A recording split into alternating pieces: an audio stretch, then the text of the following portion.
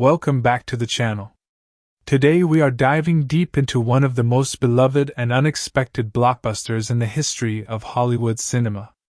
Pirates of the Caribbean: The Curse of the Black Pearl is a 2003 American fantasy adventure film produced under the Walt Disney Pictures banner and distributed by Buena Vista Pictures. It stands as the very first installment of the Pirates of the Caribbean franchise, a series that would go on to generate billions of dollars at the global box office and permanently reshape the way audiences and studios thought about big-budget summer entertainment. The film was directed by Gore Verbinski and produced by legendary Hollywood producer Jerry Bruckheimer. The screenplay was written by Ted Elliott and Terry Rossio, building on earlier draft work by Jay Walpert and Stuart Beattie. What makes this film remarkable from a historical standpoint is where it originated. The entire concept was drawn from the Pirates of the Caribbean theme park attraction at Disneyland, which first opened its doors to the public in 1967. At the time of the film's development, the idea of adapting a Disney theme park ride into a major motion picture was met with deep skepticism across the industry. The box office failure of The Country Bears in 2002, another Disney ride-based film, had made studio executives nervous, and at one point Disney chief Michael Eisner seriously considered shutting the entire production down. Gore Verbinski, however, refused to stop working on the picture and pressed forward with his concept artists, eventually winning Eisner over when the executive came to visit and was astonished by what the team had created. The confidence that followed led to the decision to add the subtitle The Curse of the Black Pearl specifically in case the film succeeded well enough to warrant sequels. Verbinski himself disliked the subtitle, arguing logically that it was the Aztec gold rather than the Black Pearl ship that was cursed, and he pushed back enough that on most promotional posters and trailers, the subtitle was rendered so small it was barely visible. This is a film that was expected by many industry observers to be a disaster. The pirate genre had been largely dead in mainstream cinema for decades. The last major attempt at a big-budget pirate picture, Cutthroat Island in 1995, had become one of the most catastrophic box office failures of its era. Johnny Depp, who was cast in the lead role as Captain Jack Sparrow, was at the time primarily known for his work in offbeat and cult films rather than as a commercial leading man. The combination of a theme park source material, a dormant genre, and a non-traditional lead actor made many in the press predict failure before a single frame had been shown to audiences. What followed instead was one of the greatest commercial and cultural surprises in modern cinema history. Where the film is set and who made it. The story of The Curse of the Black Pearl is set in the Caribbean during the early 18th century, specifically in a loose, floating period the filmmakers placed somewhere between 1720 and 1750. The setting is the sun-drenched, colonial-era Caribbean, centered around a fictional version of the real historical port town of Port Royal in Jamaica. Port Royal was indeed one of the most significant and notorious ports in the Caribbean during the age of buccaneers and colonial expansion, known as a hub of both trade and piracy. The filmmakers drew on this real historical atmosphere to build a world that felt grounded and tangible even as its supernatural elements escalated. The Royal Navy costumes were designed with careful attention to 18th century detail, right down to the engraved buttons on uniforms that reflected the era of the Hanoverian monarchs. The film is an American production, made in the United States by Walt Disney Pictures, one of the most recognized film studios in the world. Jerry Bruckheimer, the producer, is one of Hollywood's most commercially successful figures, responsible for blockbuster franchises including Top Gun, Bad Boys, The Rock, and Con Air. Gore Verbinski, the director, had previously worked with Bruckheimer on The Mexican and had also directed Mouse Hunt. He came to the Pirates project with a genuine passion for the tone of the original Disneyland attraction, describing it as an opportunity to use modern filmmaking technology to bring back a genre of swashbuckling adventure that had largely disappeared since the golden age of Hollywood. The screenplay's journey was long and complicated.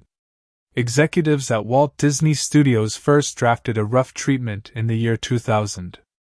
Jay Walpert developed a script in 2001, and Stuart Beattie rewrote it in early 2002. It was Beattie who originally envisioned the Jack Sparrow character, reportedly with Hugh Jackman in mind for the role, though Jackman was not yet widely recognized outside of Australia. When Jerry Bruckheimer joined the project, he brought in Ted Elliott and Terry Rossio, writers who had actually drafted their own premise for a pirate film back in the 1990s. Elliott and Rossio were the ones who introduced the supernatural element of the Aztec curse, connecting the film's story more directly to the ghostly, mysterious tone of the original theme park ride. This addition proved to be the creative decision that transformed the screenplay from a straightforward adventure into something genuinely distinctive and memorable. Plot details. The story opens with a young girl named Elizabeth Swann sailing through the fog of the Caribbean on a British naval vessel. Through the mist, she spots a young boy floating unconscious on a piece of wreckage. As he is pulled aboard, she notices a gold medallion around his neck bearing strange markings, a coin she quietly takes and keeps hidden. The boy is Will Turner. Years later, the story resumes in the port of Port Royal in Jamaica.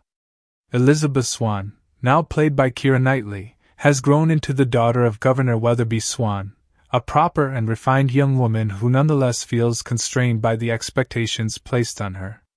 She is being courted by Commodore James Norrington of the Royal Navy, a man of rank and honor who represents everything that is expected of her future.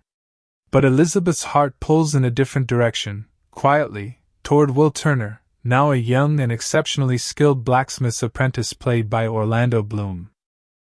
Into this settled world arrives Captain Jack Sparrow, played by Johnny Depp in a performance that would redefine his entire career. Jack sails into Port Royal on a sinking dinghy, his ship having been lost long ago through an act of betrayal.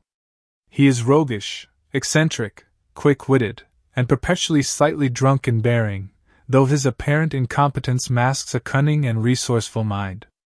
He is in Port Royal with a quiet purpose, to find a ship. That same night, Port Royal is attacked by the Black Pearl, a massive and feared pirate vessel crewed by men under the command of Captain Hector Barbassa, played by Geoffrey Rush. The crew storms the port, terrorizing its citizens and searching for the medallion that Elizabeth carries.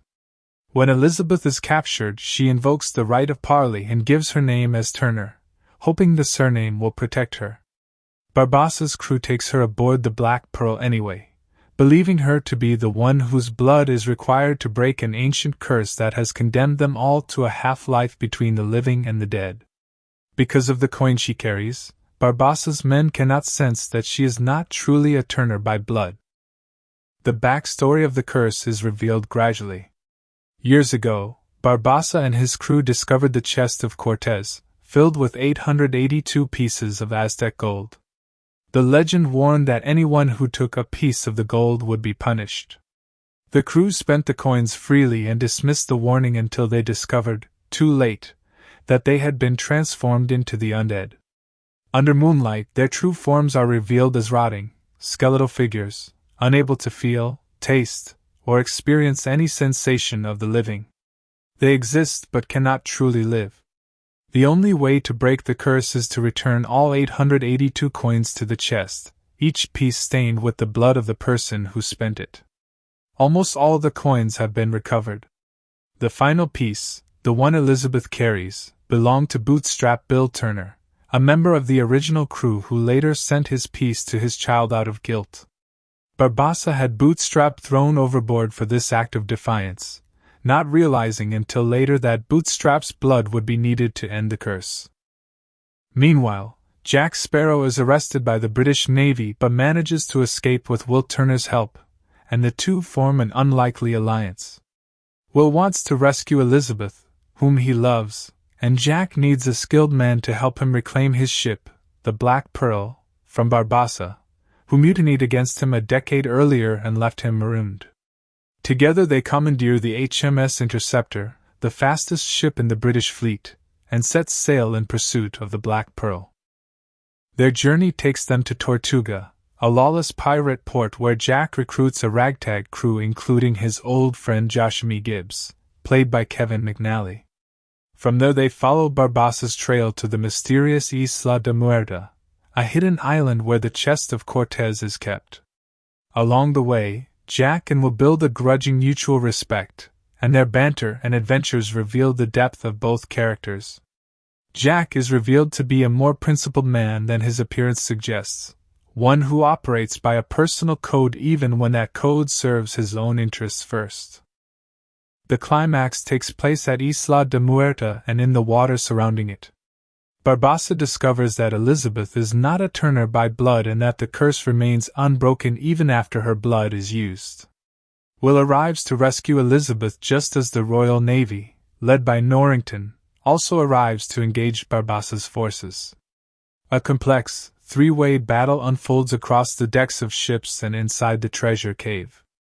Jack, who has been navigating between betrayals and alliances throughout the film, ultimately faces Barbassa directly. During their duel inside the cave, Jack reveals that he had secretly taken one of the cursed gold coins, turning himself temporarily into one of the undead. He shoots Barbassa with a single bullet he has carried for 10 years, the very bullet he had long intended for the man who destroyed his life. Will simultaneously cuts his palm and drops his blood onto the final coin, returning it to the chest. The curse is broken at that precise moment, and Barbassa dies, finally mortal, from Jack's bullet. Jack is subsequently captured by the British Navy and sentenced to be hanged in Port Royal.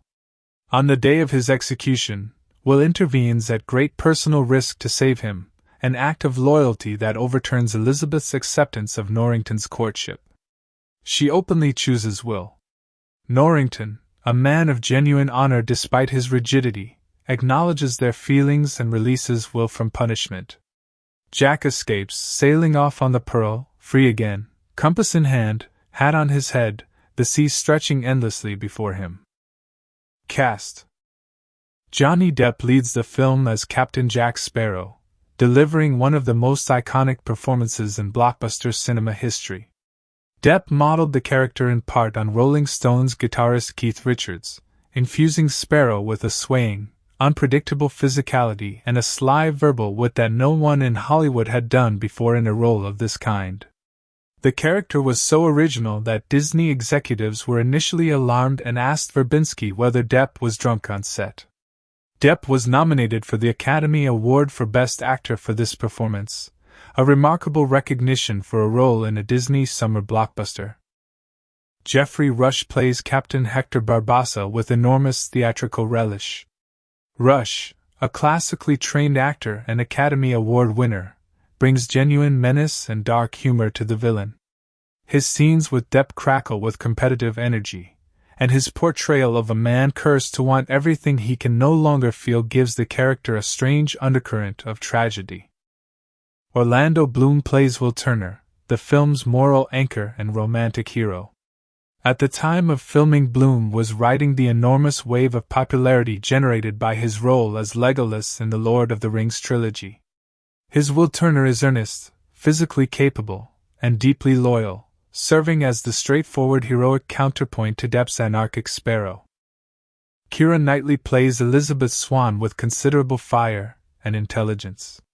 Though the character is introduced in a traditionally feminine role, Knightley plays her as someone actively resisting the limitations of her time, and her chemistry with both Bloom and Depp gives the film its emotional warmth. Jack Davenport plays Commodore James Norrington, the Royal Navy officer who pursues both Elizabeth and Jack Sparrow throughout the film. Jonathan Pryce plays Governor Weatherby Swann, Elizabeth's father.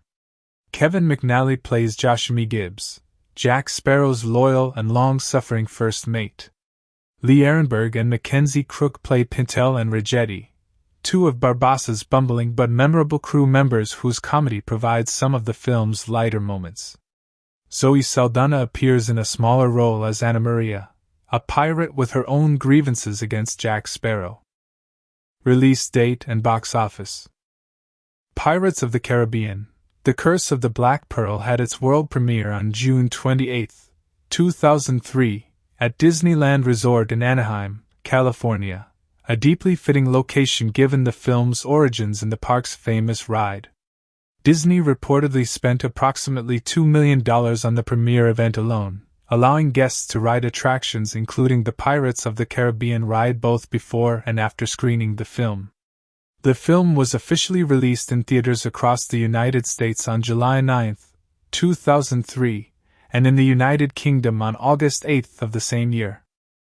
The production budget for the film was approximately $140 million, a significant investment that Disney made with considerable uncertainty.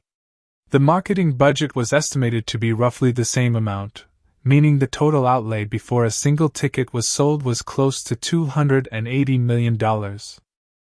Against all expectations, the film was a phenomenon. On its opening day alone, it collected $13.5 million.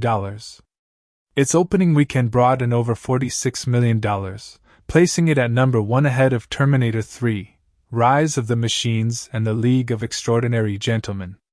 Including its Wednesday launch, the film had already earned over $70 million in its first 5 days.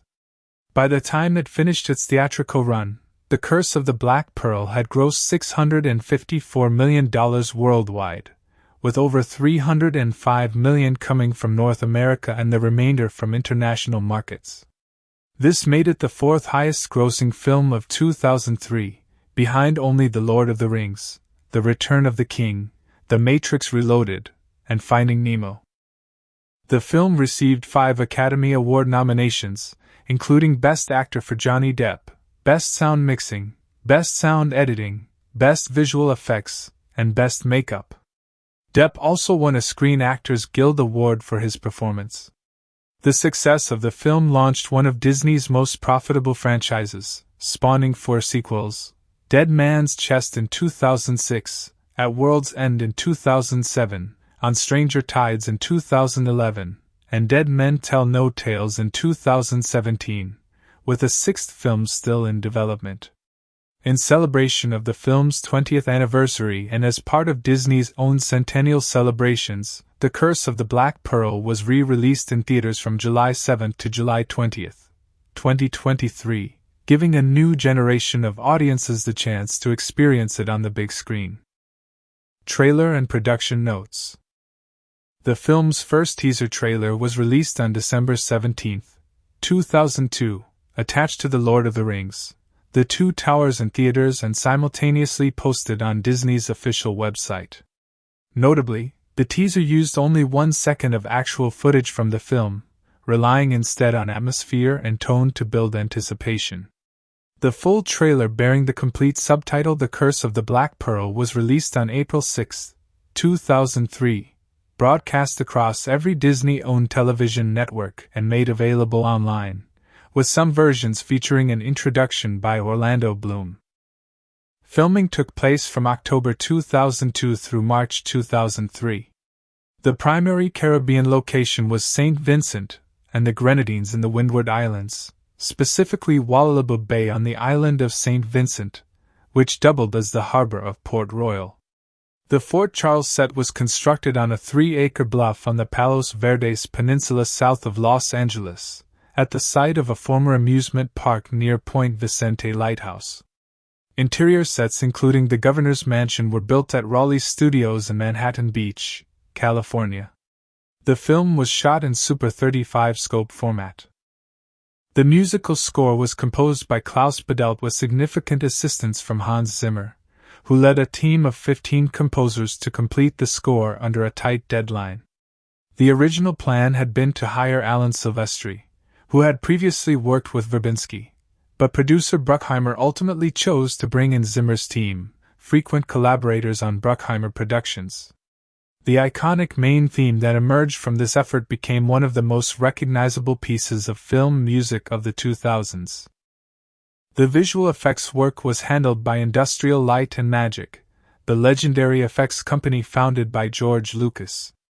The cursed pirate crew, who appear as rotting skeletons beneath moonlight, required groundbreaking work in digital effects to integrate seamlessly with the live-action footage. Due to budget constraints, the full skeleton transformation could only be used in specific scenes involving direct moonlight, a limitation that writer Terry Rossio later acknowledged in interviews. Despite this, the effects earned the film an Academy Award nomination and remain impressive as a benchmark of early 2000s digital filmmaking. It is worth noting an interesting piece of casting history surrounding this production. The character of Jack Sparrow was originally conceived with Hugh Jackman in mind by screenwriter Stuart Beattie, but Jackman was not yet sufficiently well known to international audiences. Matthew McConaughey was also considered by Disney for the role. Jim Carrey was discussed, but his production schedule conflicted with the film. The studio's traditional vision for the character leaned toward a Burt Lancaster-style heroic pirate, confident and dashing. What Johnny Depp ultimately delivered, a performance inspired by Keith Richards and characterized by a loose, swaying eccentricity, was so far from what anyone expected that studio executives were genuinely concerned during filming. History, of course, proved the instinct correct. Pirates of the Caribbean: The Curse of the Black Pearl remains one of the most thoroughly entertaining blockbusters ever made, a film that defied every expectation placed against it and built a franchise that has continued for over 2 decades. It revived a dead genre, launched the career of one of cinema's most eccentric and beloved characters, and reminded Hollywood that originality and genuine craft can turn even the most unlikely premise into something timeless. Pirates of the Caribbean: The Curse of the Black Pearl, the complete story. The film opens on a vast and quietly ominous stretch of open ocean, shrouded in thick morning fog. A young girl of perhaps 10 years old stands at the bow of a British naval vessel, peering into the grey distance. She is Elizabeth Swann, the daughter of Governor Weatherby Swann, and she is sailing toward Port Royal in Jamaica, a new life in the colonies beginning with this crossing. As the fog begins to thin, Elizabeth notices something floating in the water ahead. It is a piece of wreckage, and clinging to it, unconscious and barely alive, is a young boy of similar age. The sailors pull him aboard, and as they lay him down on the deck, Elizabeth moves close and sees a glint of gold around his neck. She leans in and examines it carefully. It is a coin, unusual and old, bearing a strange skull marking on one face. Without fully understanding why, driven by instinct and the strange pull of the object itself, she reaches out and takes it, quickly hiding it beneath her clothing before anyone notices. The boy stirs, and Elizabeth steps back. She will remember this moment. The boy's name is Will Turner, and though either of them knows it yet, that small gold coin has just set the course for everything that is about to follow. Years pass. The story resumes in Port Royal, Jamaica, now a thriving colonial port town under British rule, full of red-coated soldiers, merchant ships, and the ordered rhythm of empire. Elizabeth Swann has grown into a young woman of intelligence, spirit, and quiet restlessness, played by Keira Knightley. She lives in the governor's grand residence with her father, Governor Weatherby Swann, a decent man who loves his daughter and wants what he believes is best for her, which in his mind means a proper and advantageous marriage. The most eligible candidate presenting himself is Commodore James Norrington, a rising officer of the Royal Navy, honorable, capable, and deeply committed to the law and the crown. Norrington is being promoted to Commodore at a ceremony on the fort overlooking the harbor, and Elizabeth is expected to attend. She dresses for the occasion in a new corset that her father has gifted her, a beautiful but brutally tight garment that immediately makes her struggle to breathe. During the ceremony on the fort's outer battlements, as the Caribbean sun beats down and Norrington makes a quiet and rather stiff attempt to express his romantic interest in her, Elizabeth's breath comes shorter and shorter. The corset is too tight. Before she can speak or be helped, she loses consciousness and topples backward over the fort's wall, plunging from a great height into the harbor below. She sinks through the clear blue water, and where her body breaks the surface, a strange ripple of dark energy expands outward in a wide ring. The gold coin around her neck has touched the sea, and something, somewhere, has felt it. At this same moment, a lone vessel is sailing toward Port Royal through the morning light. It is a small, listing dinghy that is visibly sinking, its single sail tattered, its hull barely holding together. Standing at the mast with a hand resting casually on the rigging and eyes fixed on the approaching port is Captain Jack Sparrow, played by Johnny Depp. He stands with an easy confidence that his vessel does not remotely deserve. He is dressed in worn leather and faded fabrics, adorned with beads, trinkets, and a battered hat that has clearly survived a great many adventures. There is something immediately arresting about him. He moves with a rolling, unpredictable sway, his eyes alert and calculating beneath their dreamy, unfocused surface. He is carrying a compass that, as will later be revealed, does not point north. He reaches into Port Royal just as his dinghy finally gives up entirely and sinks beneath the dock, leaving him to step off the masts and onto the wooden planks as though this were simply a normal way to arrive. Jack pays a docking fee with a coin that turns out to be his last, and begins moving through Port Royal with quiet purpose. He notices the commotion at the waterfront, Elizabeth having just fallen from the fort, and dives in after her, pulling her to the surface and hauling her up onto the dock. When the corset is loosened and she revives, for a brief moment there is a strange sense of recognition between them, two people meeting for the first time and somehow already existing in the same frequency. But the moment is interrupted. Soldiers at the dock notice the markings on Jack's wrist, the black spot and the brand of a pirate, specifically the letter P burned into his skin. Before Elizabeth can say anything in his defense, Jack is seized by the guards. He is taken through the port to be held, but Jack Sparrow is not a man who stays where he is put. He breaks free with characteristic improvisation, using his shackle chain as a weapon and his surroundings as cover, and escapes through the crowded streets of Port Royal. His pursuit eventually leads him into the blacksmith shop, where Will Turner, now a young man, works as an apprentice. Will, played by Orlando Bloom, is everything Jack is not on the surface. He is earnest, disciplined, physically powerful, and deeply principled. He is also exceptionally skilled with a sword, having spent years in solitary practice, driven by something he cannot quite name. When Jack enters the shop, Will confronts him, and what follows is one of the film's great early sequences. The two men duel through the blacksmith's shop with extraordinary skill, using every blade and tool available to them, the fight revealing both men's abilities in full.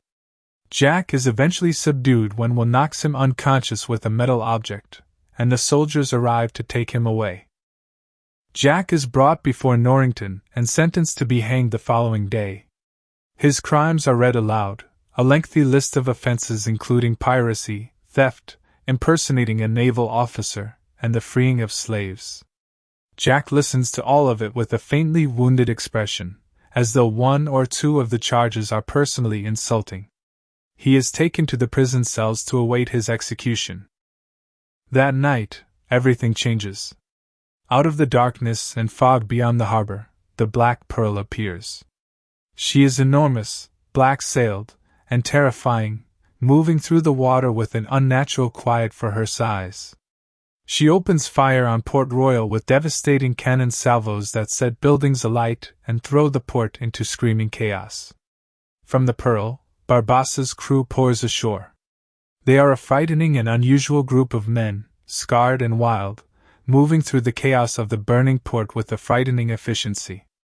Their captain, Hector Barbassa, played by Geoffrey Rush, is a large, imperious man with gray streaks in his hair and a pet monkey on his shoulder who shares his name. Barbassa moves through the chaos with a cold authority, searching for something specific. His crew is searching for the coin. They have recovered 881 of the 882 pieces of Aztec gold from the chest of Cortez. The final piece is somewhere in Port Royal, and they can feel its presence in the water. They find Elizabeth and are about to take her when she invokes the right of parley, the ancient pirate code that guarantees safe negotiation before any harm can be done. She gives her name to them as Elizabeth Turner, believing the surname will shield her from harm. Barbassa's men hear the name Turner and become immediately attentive. Bootstrap Bill Turner was one of their own, one of the original crew who spent the cursed gold and paid for it alongside the rest of them. If this girl is his blood, her blood may be what they need. They take her aboard the Pearl and sail away into the night. The next morning, Will Turner is among those surveying the damage and searching for survivors. He learns that Elizabeth has been taken. Something shifts in him, a focused, cold determination that drives him past the boundaries of what he would normally consider. He makes a decision that surprises everyone, including himself. He goes to the prison and frees Jack Sparrow. He knows Jack is a pirate, knows Jack has sailed the Caribbean for years, and believes that Jack knows how to find the Black Pearl. Jack, for his part, is deeply interested in the name Turner. He studies Will's face and asks him pointed questions. Will's father, he suggests carefully, was a pirate. Will rejects this angrily. His father was a merchant sailor, an honest man, lost at sea. Jack does not argue, but the information he has just gathered is everything he needed. Jack and Will escape Port Royal and make their way to a small fishing boat. Using his compass and his knowledge of Caribbean winds and currents, Jack begins navigating toward Tortuga, where he knows he can gather a crew. The journey is not without its moments of tension between the two men. Will is suspicious of Jack's motives and makes clear that his only concern is Elizabeth. Jack, in turn, is playing a longer game that he has not yet fully revealed, but his interest in Will Turner is clearly more than casual. Meanwhile, aboard the Black Pearl, Elizabeth is brought before Barbassa at dinner. He is a surprisingly civilized host in this context, dressed in his finest coat, genuinely curious about her, and deeply interested in the coin she still carries. Elizabeth hands it over, believing this will free her. Barbassa turns the coin in his fingers, studying it, then looks up at her with an expression that is part relief and part cold gravity. He tells her she has a debt to pay to his crew, and that once it is paid she can go free. He tells her of the curse's origins. He and his crew had found the chest of Cortez on the island of Isla de Muerta, guided by a piece of a treasure map, and had helped themselves to the gold inside, each man taking a coin. The punishment was immediate and total. They became the undead. Not ghosts, not zombies in the traditional sense, but men trapped in a state between living and dying, unable to feel warmth, unable to taste food, unable to sleep, unable to know any pleasure of the flesh. Under moonlight, their true nature is revealed, their skin and muscle falling away to expose the grinning bones beneath, the full horror of what has been done to them made visible. They move through the world like hollow men, craving everything and feeling nothing. To break the curse, every one of the 882 coins must be returned to the chest, each one touched with the blood of the person from whose line it was spent. All the blood but one has been obtained. Bootstrap Bill Turner's coin is the last. Bootstrap Bill, Elizabeth learns, was different from the others. He had regretted what the crew had done, and had sent his piece of the gold to his child before Barbassa could stop him, robbing the crew of the means to end their suffering. Barbassa, furious, had Bootstrap bound to a cannon and thrown overboard, a death that condemned Bootstrap to the bottom of the ocean for eternity, since as one of the cursed he could not truly die. What Barbassa had not understood at that moment was that Bootstrap's blood was still required. Bootstrap's child was the key. At Tortuga, Jack and Will come ashore at one of the Caribbean's most chaotic and colorful pirate havens.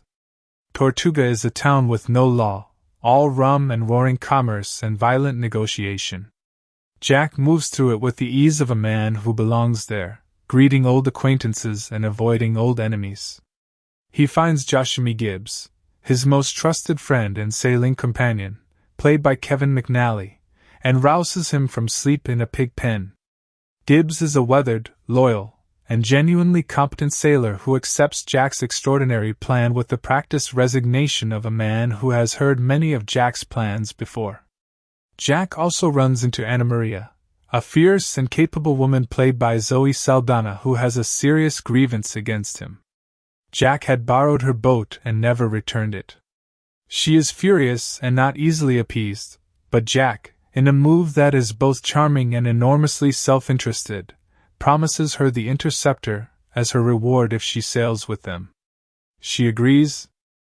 A crew is assembled, a mixed and colorful group of men with varying degrees of competence and loyalty, and they make their way back to Port Royal.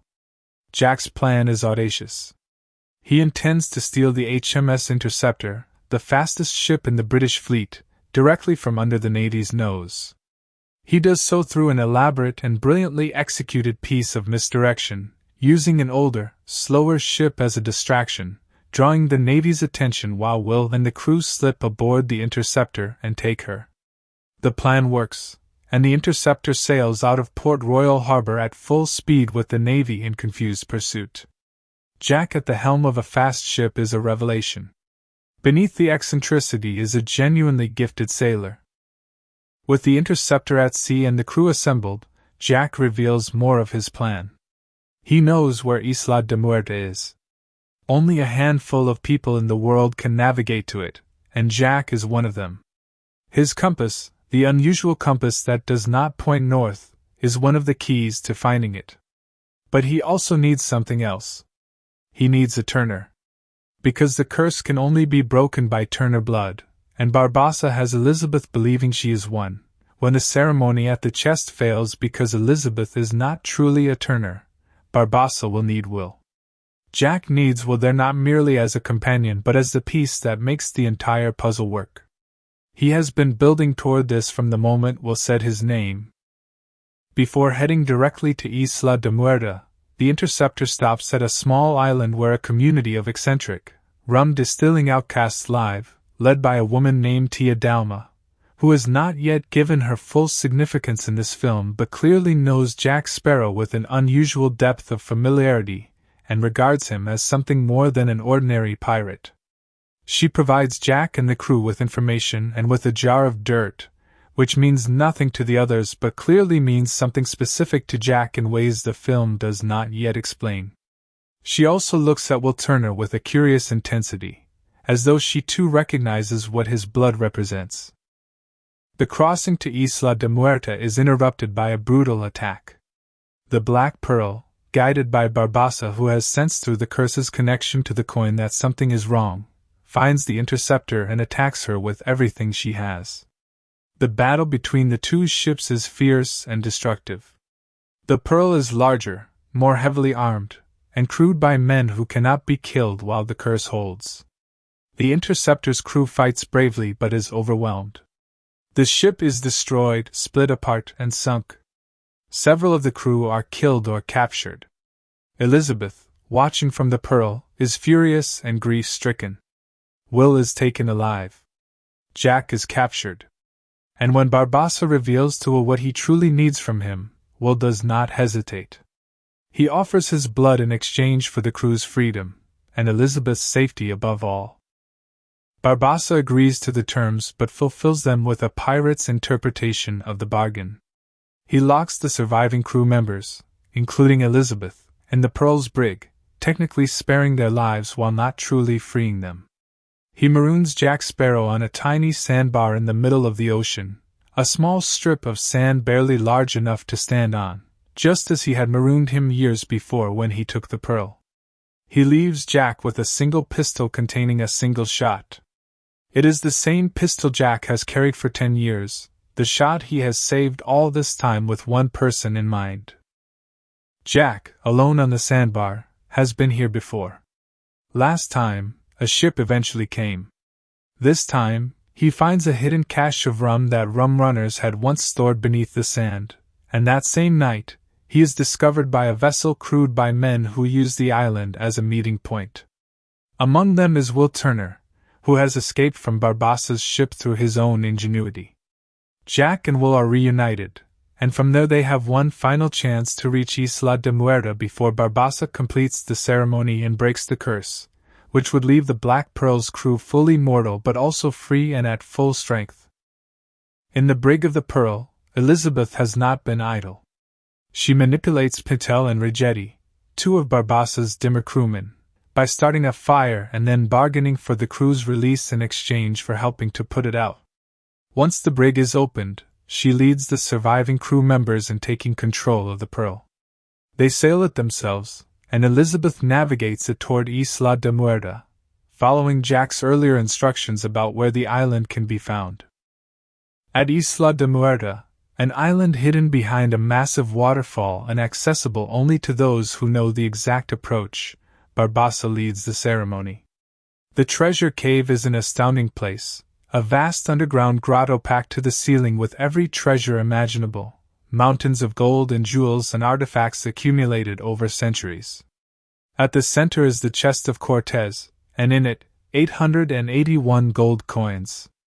Barbassa places the last coin, stained with what he believes is Turner blood from Elizabeth, into Will Turner's bound hand and presses it to the chest with great ceremony. The crew holds its breath. Nothing happens. The curse is not broken. Barbassa realizes with slow, dawning fury that Elizabeth lied to him. She is not a Turner. The coin was never touched by Turner blood in any meaningful way. They have wasted precious time. While this is happening, Jack has arrived at the island through a back entrance, and is moving through the cave. He finds Will and the two of them begin to maneuver around each other's plans in the chaos that is building. Jack wants the Pearl. He also wants to resolve the situation in a way that leaves him alive and, if possible, on top. He approaches Barbassa and, in a remarkable piece of audacity, suggests a deal. He will give Barbassa the real Turner, he will give him Will, in exchange for the Pearl. Barbassa, enraged at Elizabeth's deception and sensing opportunity, agrees provisionally. Will is brought forward. Outside the cave, Norrington and the Royal Navy have arrived. Norrington, though he dislikes Jack Sparrow profoundly and is committed to capturing him, has come largely because Elizabeth is out there. He is, beneath his rigid exterior, genuinely in love with her. The Navy engages Barbassa's men who emerge from the cave to fight them, a sprawling battle across the cave entrance and the ships. Inside the cave, Jack betrays Barbassa at the last possible moment, siding with Will and freeing him, and the two of them face the undead crew together. But most of the crew is outside fighting the Navy, and in the cave it comes down to Jack and Barbassa face to face. Barbassa is contemptuous. He knows Jack cannot truly harm him while the curse holds. He drives his sword through Jack in what should be a killing blow, and Jack stumbles back. Then, in a moment that reframes everything, Jack steps into the moonlight and his own flesh falls away to reveal the bones beneath. He had taken one of the gold coins for himself at some point during the film's earlier events, making himself one of the cursed, buying himself the ability to survive whatever the cave might bring. He pulls out the pistol. The single shot. 10 years he has carried it, and one name has been in his mind the entire time. He fires. The shot hits Barbassa in the chest. Barbassa looks down at it, not impressed, still cursed, still unable to die. He begins to speak, mocking and triumphant. And then Will cuts his palm and presses his blood onto the last coin and drops it into the chest. The curse breaks at exactly that moment. Barbassa's expression changes. He looks at the wound in his chest and then at the blood spreading from it, real blood, warm and red, and he understands what has happened. He says, quietly, almost with wonder, that he feels cold. And then he falls. Dead. Truly dead. In the cave's silence following Barbassa's death, the remaining cursed crew members, still fighting outside, suddenly find themselves mortal again, wounds and pain registering for the first time in years. The battle outside resolves quickly. The Navy, led by Norrington, takes Barbassa's crew prisoner. Will and Elizabeth are reunited in the confusion and relief of the aftermath, and the feeling between them that has been carefully suppressed throughout the entire film finally breaks through the surface. They are each other's. This is undeniable. Jack is apprehended by the Navy and brought back to Port Royal to face the scheduled execution. Nothing has changed in terms of his legal status. He is still a pirate. Norrington, to his credit, offers Jack something unusual. He acknowledges that Jack's actions saved lives and showed something resembling honor. But the law is the law, and Norrington is not a man who bends it easily. The execution takes place in Port Royal on the fort's public scaffold. Jack stands there with his characteristic composure, managing even now to be slightly theatrical about the whole thing. Will Turner is in the crowd. And as the rope is prepared, Will pushes his way through, climbs the scaffold, and throws his sword into the wooden post beside Jack, giving him a foothold. Jack uses it to flip the rope off the drop platform, and the two of them stand back to back at the scaffold's edge surrounded by soldiers. It is a hopeless position physically, but Will does not seem particularly worried. He is making a statement. Norrington and his soldiers close in. Elizabeth steps forward and stands beside Will, which tells Norrington everything he needs to know about the choice she has made. He looks at her for a long moment, and in that look is a man quietly letting go of something he wanted very much. He is too good a man to be anything but gracious about it. He tells his soldiers to stand down and allows Will to go without charge, acknowledging that Will's actions, for all their legal implications, came from genuine courage and feeling. He grants Will a day's head start before any pursuit would be considered. Then he glances toward the edge of the fort where Jack has somehow, yet again, disappeared. Jack has slipped away, dropped down the outer wall of the fort, and swum out to where the Black Pearl has been brought by Elizabeth and the surviving crew. He climbs aboard, takes the helm, and stands at the bow with the ocean ahead of him. He opens his compass and holds it out, the needle spinning, seeking something it measures not in directions but in desires. Gibbs joins him and asks where they are headed. Jack says nothing for a moment, just looks out at the horizon with that expression of his, halfway between a dream and a plan. The Pearl moves forward into open water. The film ends with the image of Jack Sparrow at the helm of his ship, the Black Pearl beneath him, the Caribbean sky wide above him, and the whole world still ahead. Pirates of the Caribbean, The Curse of the Black Pearl, Complete Cast Life Histories. Johnny Depp.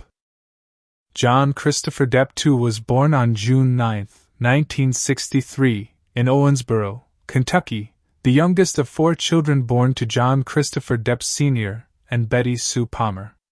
His family moved frequently during his childhood, relocating more than 30 times before eventually settling in Miramar, Florida, when Johnny was around 7 years old. His upbringing was marked by instability at home. His parents had a turbulent marriage, and the household was not always a peaceful one. Johnny was a shy, introverted child who struggled to find his footing socially, and it was music rather than school or sports that gave him his first real sense of identity and purpose. At the age of 12, his mother bought him a guitar, and it became an obsession. He taught himself to play by listening to records and practicing for hours, and by his early teenage years he was performing in local bands around Florida. He was so committed to music that at the age of 15 he dropped out of high school, convinced that a career as a rock musician was his path. He attempted briefly to re-enroll when his school principal encouraged him to pursue his education, but eventually left for good and moved to Los Angeles with his band, a group called The Kids, hoping to break into the music industry. The band played the Los Angeles club circuit for several years without achieving significant success, though they did manage to open for acts including Iggy Pop, an early brush with the world of rock stardom that left a permanent impression on Depp. It was during this period in Los Angeles, struggling financially and working odd jobs to survive, that Depp met actor Nicolas Cage at a party. Cage recognized something in him and encouraged him to consider acting as a career, going so far as to introduce him to his own agent. Depp was skeptical at first, viewing acting as a means to make money while he pursued music rather than as a calling in itself. His first screen role came in Wes Craven's horror film May Nightmare on Elm Street in 1984, where he played Glenn Lance, one of the teenage victims. The role was small, but the film was enormously successful and introduced Depp to a wide audience. More work followed in film and television through the mid-1980s. Then in 1987 came the role that would make him a household name, though perhaps not in the way he wanted. He was cast as Officer Tom Hansen in the television series 21 Jump Street, a show about young-looking undercover police officers who infiltrated high schools. The series was a massive hit, and Depp became a teen idol almost overnight. Fan mail arrived by the truckload. His face appeared on magazine covers across the country. Young audiences adored him. Depp hated almost every aspect of it. He felt trapped in a commercial image that had nothing to do with who he was or what he wanted to do artistically. He deliberately tried to sabotage his own heartthrob status by behaving erratically, pushing against the constraints of the role at every opportunity, and quietly plotting his escape into more serious and unconventional work. His escape came through his relationship with director Tim Burton. Burton cast Depp in Edward Scissorhands in 1990, a film that allowed Depp to play a character of genuine emotional complexity and strange beauty, a gentle, artificial man with blades for hands who cannot touch the world without cutting it. The performance was a revelation. It demonstrated that Depp possessed a rare ability to convey enormous feeling through minimal dialogue and physical expression, and it established the template for a career built on transformation and oddity rather than conventional leading man charisma. The partnership with Burton proved to be one of the most fruitful director-actor collaborations in modern cinema, eventually encompassing Ed Wood, Sleepy Hollow, Charlie and the Chocolate Factory, Sweeney Todd, Alice in Wonderland, and Dark Shadows. Through the 1990s, Depp made a series of bold, consistently unusual choices. He played the title role in Edward Scissorhands, a street hustler in Cry Baby, a real-life undercover agent in Donnie Brasco opposite Al Pacino, the titular character in Ed Wood, a Kentucky Fried mystic in Fear and Loathing in Las Vegas alongside Benicio del Toro, a native-born Frenchman in Chocolate, and a children's book author in Finding Neverland. None of these films was a conventional blockbuster, and several were outright commercial failures, but each one reinforced Depp's reputation as one of the most adventurous and intellectually serious actors of his generation. He received his first Academy Award nomination for Best Actor for Ed Wood in 1994 and was increasingly spoken of by directors and critics as one of the finest character actors alive.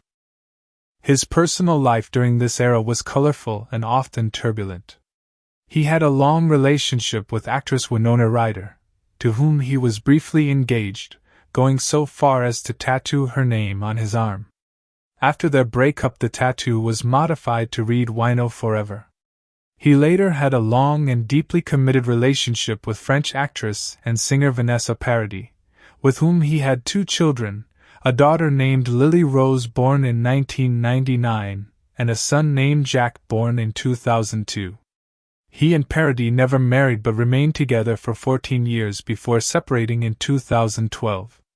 He subsequently married actress Amber Heard in 2015, a marriage that ended in a bitterly public divorce in 2017 and a series of legal proceedings that dominated headlines for years and significantly affected his public image and his standing in Hollywood. Throughout these years, he was also known for his genuine passion for music, his close friendship with the late Hunter S. Thompson, whose work he helped bring to the screen, and his ownership of a private island in the Bahamas. When the role of Captain Jack Sparrow came to him in 2003, Depp approached it as he approached everything, by finding something entirely his own in it. He has spoken in interviews about modeling Sparrow on Rolling Stones guitarist Keith Richards, capturing the musician's particular loose-limbed, gravity-defying way of moving through the world. He also acknowledged a debt to the cartoon character Pepe Le Pew, whose romantic obliviousness and cheerful persistence informed Sparrow's relationship with reality. The result was so far from what Disney executives expected that during production several of them contacted Gore Verbinski in alarm, asking whether their lead actor was drunk. Verbinski assured them to trust the performance. The Academy Award nomination for Best Actor that Depp received for the role confirmed that the instinct was correct. He reprised the role of Jack Sparrow in 4 sequels, and the character became one of the most recognizable in the history of popular cinema. Geoffrey Rush. Geoffrey Roy Rush was born on July 6, 1951, in Toowoomba, Queensland, Australia, the only child of Roy Baden Rush, an accounts clerk, and Merle Kersner. His parents divorced when he was a young child, and he was raised primarily by his mother, who encouraged his interest in performance from an early age. He grew up in various parts of Queensland, spending time in Toowoomba and later Brisbane, and developed a passion for theatre during his school years that he pursued with unusual focus and dedication. He studied at the University of Queensland, where he became deeply involved in the university's dramatic arts community. After completing his studies in Australia, he made the significant decision to travel to Paris, where he trained at the prestigious Jacques Lecoq School, an institution renowned for its physical approach to performance, and its emphasis on mime, movement, and the full expressive capacity of the body. This training would prove foundational to Rush's entire career, giving him a physical intelligence and a precision of gesture that set him apart from most of his contemporaries.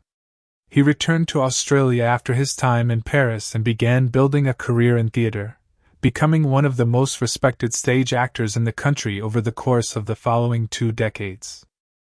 His stage work in Australia was extraordinary in its range and ambition.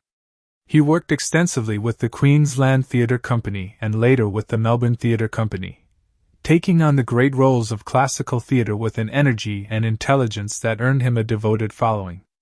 He played Hamlet, he played Richard III, he worked through the major works of European drama with a thoroughness that reflected his complete commitment to the craft.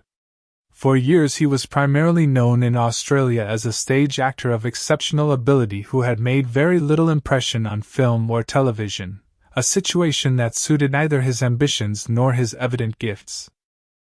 His breakthrough in film came relatively late, as is often the case with stage actors of the highest caliber. He was in his mid-40s when he was cast in the biographical drama Shine in 1996, playing the real-life Australian pianist David Helfgott, a brilliant musician whose severe mental illness caused him to suffer a breakdown during a performance of one of the most demanding pieces in the classical repertoire.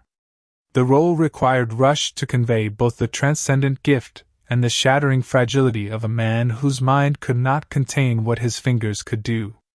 The performance was extraordinary by any measure, full of physical detail and emotional honesty, and it won Rush the Academy Award for Best Actor, the BAFTA Award, the Screen Actors Guild Award, and virtually every other major prize in world cinema that year. Overnight, one of Australia's finest theatrical talents became one of the most recognized actors in the world. He was subsequently nominated for the Academy Award 3 more times, for Best Supporting Actor for Shakespeare in Love in 1998, for Best Supporting Actor for Quills in 2000, and for Best Actor for The King's Speech in 2010, the latter film in which he played Leonologue, the speech therapist who helped King George VI overcome his stammer. These nominations placed him in an extraordinarily rare category of performers. A 4-time Oscar nominee with 1 win, a record that reflects consistent excellence across an entire career rather than a single fortunate moment. He is one of a small number of Australian actors who achieved genuine global stature in Hollywood while maintaining their connection to the theatrical tradition that formed them. His work in Pirates of the Caribbean as Captain Hector Barbossa came in 2003, and it represents one of the great villain performances in blockbuster cinema. Rush approached Barbossa not as a cartoon evil but as a man of genuine depth and grievance, a captain who had led his crew into a trap of their own making and had been paying for it ever since. His scenes with Johnny Depp have a quality of mutual theatrical enjoyment, 2 performers who are clearly having an enormous time and pushing each other to greater invention with every exchange. Rush returned to the role in every subsequent Pirates of the Caribbean film, and his Barbossa became one of the franchise's most beloved and complex figures, eventually transitioning from villain to reluctant antihero to something approaching a tragic figure in the later films. Beyond Pirates, Rush has maintained an astonishing diversity of work. He played the Marquis de Sade in Quills, Peter Sellers in the biographical television film The Life and Death of Peter Sellers, Albert Einstein in the National Geographic series Genius, and Lionel Logue in The King's Speech. He has also appeared in The Mystery Men, The Banger Sisters, Munich, Elizabeth, The Golden Age, and many other films across a career that shows no signs of narrowing. He has also remained committed to the stage throughout his film career, returning regularly to theatrical work in Australia and internationally. Orlando Bloom. Orlando Jonathan Blanchard Coppersmith Bloom was born on January 13, 1979, in Canterbury, Kent, England, the second child of Sonia Constance Josephine Bloom and her husband. The circumstances of his parentage are somewhat complicated.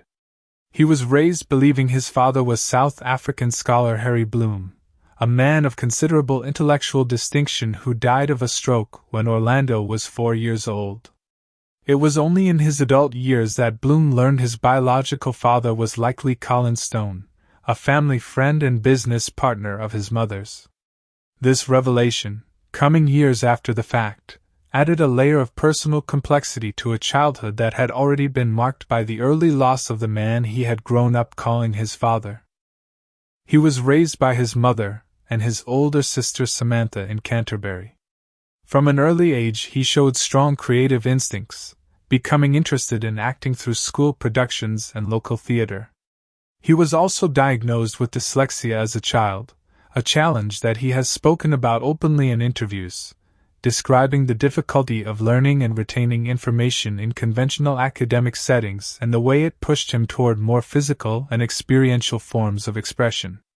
Despite this, or perhaps because of it, he developed a strong sense of self-discipline and threw himself into pursuits that required physical commitment as well as creative engagement. He trained at the National Youth Theatre in London as a teenager, then studied at the British American Drama Academy before winning a place at the Guildhall School of Music and Drama, one of the most prestigious and competitive drama training institutions in Britain. During his time at Guildhall he suffered a serious accident that could have ended his physical career. He fell from a rooftop terrace and fractured his spine in the fall, an injury so severe that doctors initially feared he might be permanently paralyzed. He was in hospital for days before it became clear that he would recover, and the rehabilitation process was long and demanding. The experience, which he has described as transformative in interviews, gave him a heightened sense of both physical fragility and physical possibility, and his commitment to physical training after recovery was extraordinary. It was toward the very end of his time at Guildhall that everything changed. Director Peter Jackson was conducting a global search for the cast of his Lord of the Rings trilogy, and Orlando Bloom auditioned for the role of Legolas, the elven archer of the Fellowship. He was cast just 3 days before graduating from Guildhall, and within weeks of completing his formal training he was on a plane to New Zealand to begin one of the most demanding productions in cinema history. He spent over a year in New Zealand during the primary filming of the trilogy, learning archery, horseback riding, and the movement vocabulary of a creature defined by preternatural grace and stillness. His Legolas became one of the most instantly iconic figures in the Lord of the Rings films, a character whose physical beauty and impossible precision with a bow captured imaginations worldwide. The Lord of the Rings trilogy, released between 2001 and 2003, made Orlando Bloom one of the most recognizable faces on Earth, almost simultaneously with his professional debut. There was essentially no period of gradual rise for him. He went from drama school to global stardom in the space of a single production. The pressure this placed on his subsequent career choices was enormous, and he handled it with varying degrees of success. Pirates of the Caribbean came almost directly off the back of Lord of the Rings, and the two franchises together gave him an almost unprecedented dual identity, as both a fantasy hero and a swashbuckling adventure lead. His personal life attracted considerable media attention throughout the 2000s. He dated Australian model Miranda Kerr, whom he married in 2010 and with whom he had a son named Flynn in 2011. The couple separated in 2013 and later divorced. He subsequently began a relationship with singer and actress Katy Perry, to whom he became engaged in 2019. The couple welcomed a daughter named Daisy Dove in August 2020. Beyond the Pirates franchise, his film career included Kingdom of Heaven, directed by Ridley Scott, in which he played the historical figure Balian of Ibelin, Elizabethtown, directed by Cameron Crowe, Troy, in which he played Paris opposite Brad Pitt's Achilles, and various other productions. He has also returned to the stage periodically, most notably in a production of Romeo and Juliet on Broadway in 2013. Keira Knightley. Keira Christina Knightley was born on March 26, 1985, in Teddington, Middlesex, England, the daughter of actor Will Knightley and playwright Sharman MacDonald. She grew up in a household that was saturated with creative life. Her father had an established career in television and theater, and her mother was a working writer whose plays were produced and performed. The household conversation revolved around storytelling, character, and the mechanics of performance, and Keira absorbed all of it from earliest childhood. She began asking her parents for an agent when she was 3 years old, a request they deferred until she was 6. From the age of 6 she began taking small roles in British television, gaining experience in front of cameras while other children were still in primary school. She was also diagnosed with dyslexia, a condition she shared with her Pirates of the Caribbean co-star Orlando Bloom, and she has spoken about how her parents made a pact with her that she could continue acting if she applied herself seriously to reading and writing. This bargain shaped her relationship with her work, giving it an urgency and a discipline that is evident throughout her career. She attended Teddington School and later studied for a period, though her acting career accelerated rapidly enough that formal education was inevitably displaced by professional commitments. Her first significant film appearance came in Star Wars Episode I, The Phantom Menace in 1999, where at the age of 13 she played Sabe, a handmaiden to Queen Amidala who served as her decoy. The resemblance between Knightley and Natalie Portman was close enough that the actress's own mothers sometimes could not immediately distinguish them on set, a remarkable physical coincidence that served the film's story perfectly. This early brush with major Hollywood production gave her a sense of scale and professional environment that most young actors do not encounter until much later. Her genuine breakthrough came in 2002 with the British sports film Bend It Like Beckham, in which she played Jules, a determined and passionate young football player from a more liberal family than the film's protagonist. The film was a warm, funny, and intelligent crowd-pleaser that connected with audiences across the world, and Knightley's performance had an infectious energy and physical commitment that made her immediately appealing. The film became a significant international success and opened doors in Hollywood that might otherwise have taken years longer to approach. Pirates of the Caribbean came almost immediately after, and Knightley was just 17 years old when production began. Despite her youth, she held her own in every scene with Depp, Rush, and Bloom, bringing to Elizabeth Swann a combination of propriety and rebellion that made the character genuinely compelling. Her success in the film led directly to the most acclaimed phase of her early career.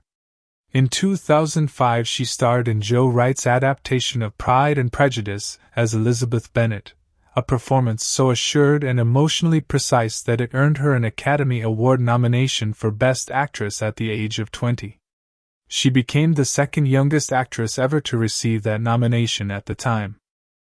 In the same year she appeared in Domino, a wildly stylized action film, and then in 2007 she reunited with Joe Wright for Atonement, the adaptation of Ian McEwan's novel in which she plays Cecilia Tallis, a young woman whose life is shattered by her younger sister's misidentification of the man she loves.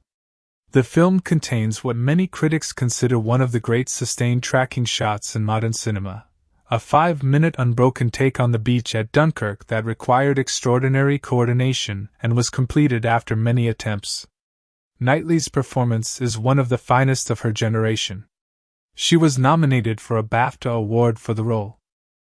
Her career continued to develop through the 2010s with films including Never Let Me Go, A Dangerous Method, in which she played Sabina Spielrein opposite Michael Fassbender as Carl Jung and Viggo Mortensen as Sigmund Freud, Jack Ryan, Shadow Recruit, Begin Again, The Imitation Game alongside Benedict Cumberbatch, Colette in which she played the French novelist of the same name, and Official Secrets.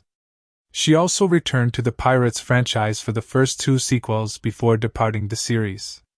Throughout her career she has been open about the pressures of early fame, the physical scrutiny placed on young actresses in Hollywood, and the challenges of maintaining artistic integrity within the commercial film industry.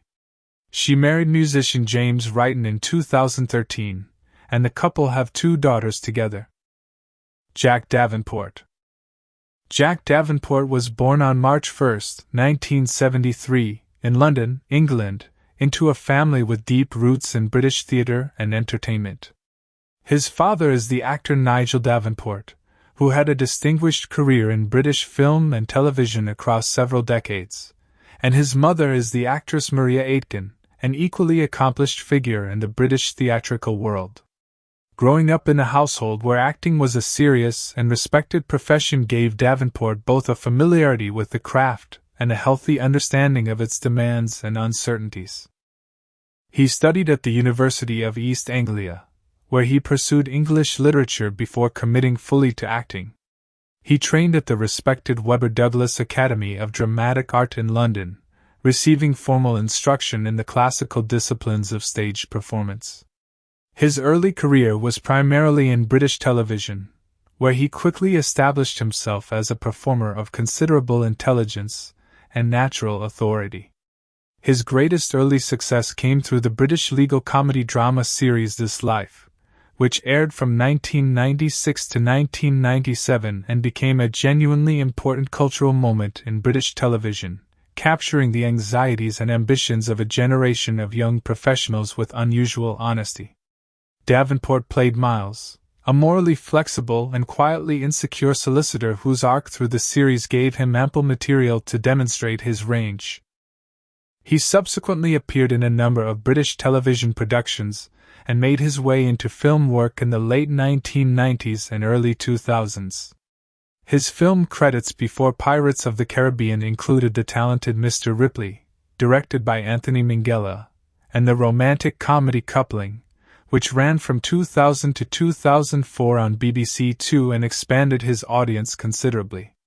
His role as Commodore James Norrington in Pirates of the Caribbean represented his most significant Hollywood exposure to that point, and he played the character with a rigid formality that gradually revealed deeper layers of feeling, making Norrington far more sympathetic than the role might have been in lesser hands.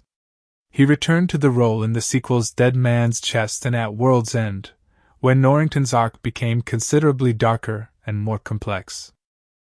Jonathan Pryce. Jonathan Pryce was born on June 1, 1947, in Holywell, Flintshire, in Wales, the son of Isaac Pryce, a grocer, and Margaret Ellen Williams. He grew up in a Welsh working-class household where the arts were not a central part of daily life, and his path toward acting was shaped as much by teachers who recognized his talent as by any early family encouragement. He showed a strong aptitude for performance in school productions and was encouraged to pursue formal training. He studied at the Royal Academy of Dramatic Art in London, RADA, one of the most prestigious drama training institutions in the world, graduating with distinction and immediately beginning a career in theater that would eventually make him one of the most respected classical actors of his generation. His stage career was remarkable from its earliest stages. He performed with the Royal Shakespeare Company and established himself in London's West End as a performer of exceptional range and presence. His portrayal of Hamlet at the Royal Court Theatre in 1980 was considered groundbreaking, in part because he played the ghost of Hamlet's father as a voice that seemed to come from within Hamlet's own body, a theatrical choice that disturbed and fascinated audiences in equal measure. He won the Tony Award for Best Actor in a Musical for his role as the engineer in the original Broadway production of Miss Saigon in 1991, a performance of enormous power and moral ambiguity that remains one of the landmarks of musical theater in the late 20th century. His film career has been extensive and varied. He appeared in Brazil, Terry Gilliam's dystopian masterpiece, in 1985, playing the film's hapless everyman protagonist Sam Lowry in a performance that captured the quiet desperation of a man crushed by bureaucratic absurdity. He appeared in Glengarry Glen Ross, in Evita opposite Madonna, in Tomorrow Never Dies as the villain Elliot Carver, in Ronin, in Stigmata, and in many other productions across a career spanning more than 4 decades. His role as Governor Weatherby Swann in Pirates of the Caribbean was relatively contained but brought genuine warmth and comedic lightness to a character who might otherwise have been simply an obstacle. He reprised the role in the sequels. In his later career he received enormous attention for his role as the High Sparrow in Game of Thrones, a recurring villain of considerable ideological menace, and he received an Academy Award nomination for Best Supporting Actor for his role in Martin Scorsese's The Two Popes, in which he played Pope Francis opposite Anthony Hopkins. Kevin McNally. Kevin McNally was born on April 27, 1956, in Bristol, England.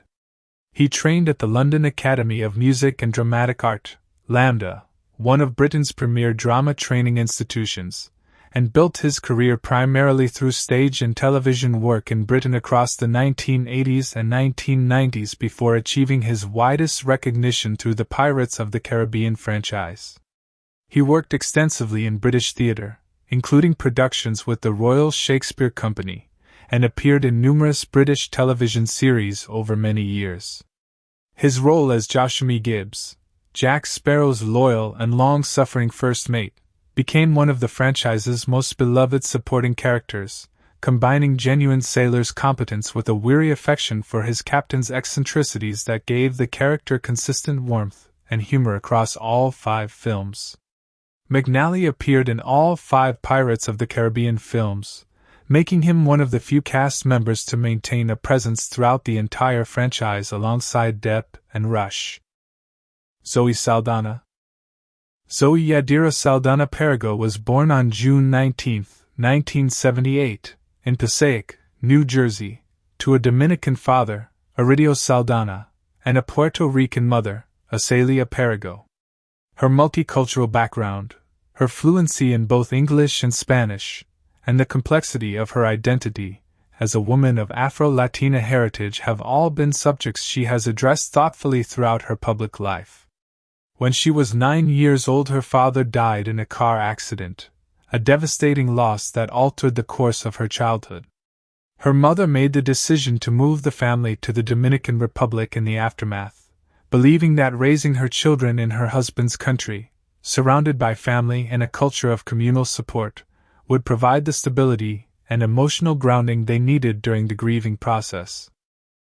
Zoe spent her formative years in the Dominican Republic, attending school there and beginning to train in dance, particularly ballet and Latin dance forms, at the ECOS Espacio de Danza Academy.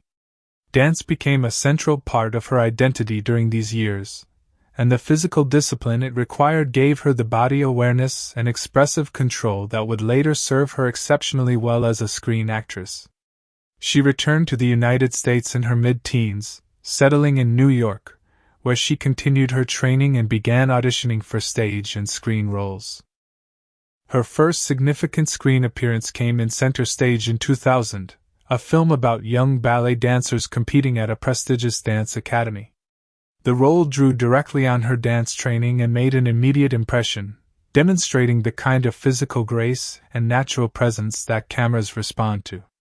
She followed this with a role in Drumline in 2002, and then came Pirates of the Caribbean in 2003, where her role as Anna Maria, the owner of the boat Jack Sparrow borrowed and never returned, was relatively small but gave her a chance to hold her own in scenes with Johnny Depp and demonstrate the fire and wit that would define her screen persona.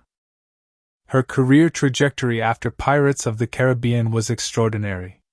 She was cast as Neytiri in James Cameron's Avatar in 2009, a role that required her to spend the entire production in performance capture technology, her body and face digitally transformed into the Nausica's alien character. The role required not just acting ability but an extraordinary commitment to physical performance, emotional authenticity, and the unusual discipline of conveying everything through movement and expression, while knowing that none of her physical appearance would survive the digital transformation intact. Avatar became the highest-grossing film in history upon its release and remained so for over a decade, placing Saldana at the center of one of the most significant cinematic achievements of the era. She reprised the role in Avatar: The Way of Water in 2022. She was also cast as Uhura in J.J. Abrams' Star Trek reboot in 2009, playing the communications officer originated by Nichelle Nichols in the original television series. And she was cast as Gamora in the Marvel Cinematic Universe's Guardians of the Galaxy in 2014, again using digital enhancement, as her skin was colored green for the role. This made her the only actor in history to appear in 3 of the 4 highest-grossing films of all time: Avatar, Avengers, Infinity War, and Avengers, Endgame, a statistical achievement that has no precedent in cinema history. She married Italian sculptor Marco Perigo in 2013, taking the hyphenated surname Saldana Perigo, and the couple have 3 sons together: twin boys Sai Iridio and Bowie Ezio, born in 2014, and a third son Zen, born in 2016. Lee Ehrenberg and Mackenzie Crook. Lee Ehrenberg was born on September 29, 1962, in Los Angeles, California, and built his career primarily in television, with notable recurring roles in shows including Star Trek, The Next Generation, Star Trek, Deep Space Nine, and Once Upon a Time, in which he played Grumpy. His role as Pintel in the Pirates of the Caribbean franchise gave him his most widespread cinema exposure, and the comedic double act he formed with Mackenzie Crook as Pintel and Ragetti became one of the franchise's most reliably entertaining elements. Mackenzie Crook was born on September 29, 1971, in Maidstone, Kent, England, and is a performer of genuine versatility whose work spans comedy, drama, and writing.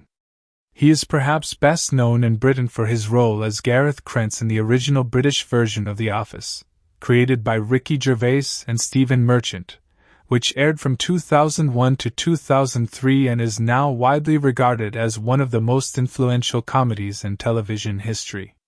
His Gareth, a self-important and deeply insecure assistant regional manager who believes himself to be a paramilitary operative, is a masterpiece of understated comic characterization. His Ragetti in the Pirates of the Caribbean franchise, a dim but oddly earnest member of Barbassa's crew whose glass eye is a recurring comic motif, is a different kind of performance entirely, but one that shows the same ear for specificity and detail. He has also written, directed, and starred in the British television series Detectorists, a quiet and deeply humane comedy about amateur metal detectorists in rural Essex that has won extraordinary critical acclaim and a devoted, behind-the-scenes script covering the budget, making, and funny moments on set.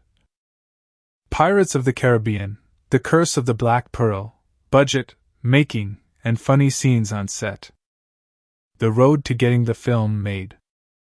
Before a single camera rolled or a single coin of Aztec gold was placed in front of a lens, Pirates of the Caribbean, The Curse of the Black Pearl had to survive one of the most turbulent development processes in modern Hollywood history. The story of how this film got made is, in many ways, just as dramatic and improbable as the story it eventually told on screen, and understanding that journey is essential to appreciating just how remarkable its final success truly was. The origins of the project date back to the year 2000, when executives at Walt Disney Studios began seriously discussing the possibility of adapting the Pirates of the Caribbean theme park attraction into a feature film.